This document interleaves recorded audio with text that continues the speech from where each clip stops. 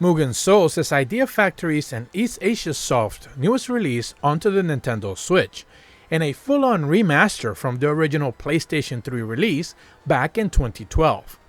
While the original Japanese launch was praised for its approach to lewd content, the Western release was the direct opposite. Plenty of censorship took place, and even the PC release a few years later saw plenty of cuts made until basically now, where the Nintendo Switch finally sees the closest version to the original launch in Japan, with plenty of content being restored, but not truly all of it. First off, in about the 20 or so hours that I have spent with the game playing it exclusively onto the Nintendo Switch Lite, I can say that it does make very good use of the touchscreen for obvious reasons, which we'll touch about in a second. I can also confirm that both the text size and the performance on the handheld is not an issue at all.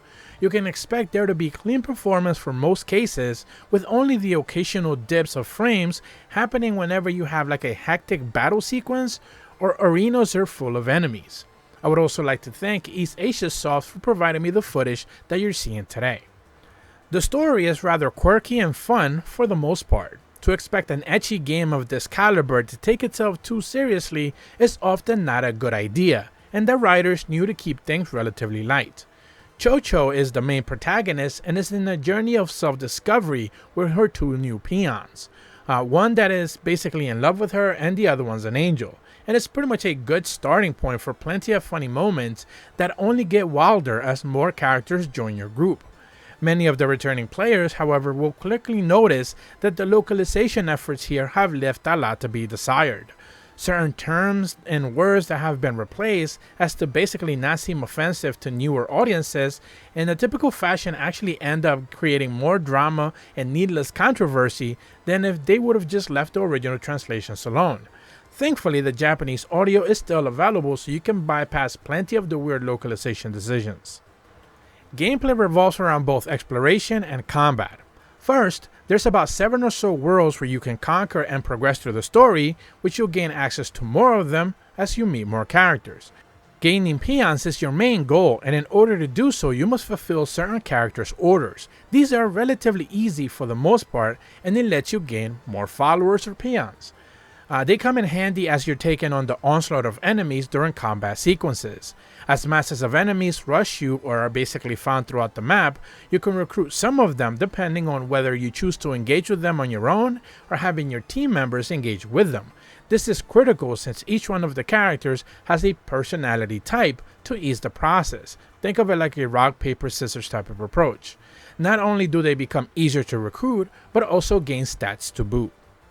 All of this is done to gain certain types of materials, and one of the three main types of currencies: ship points, Mugen points, and gold.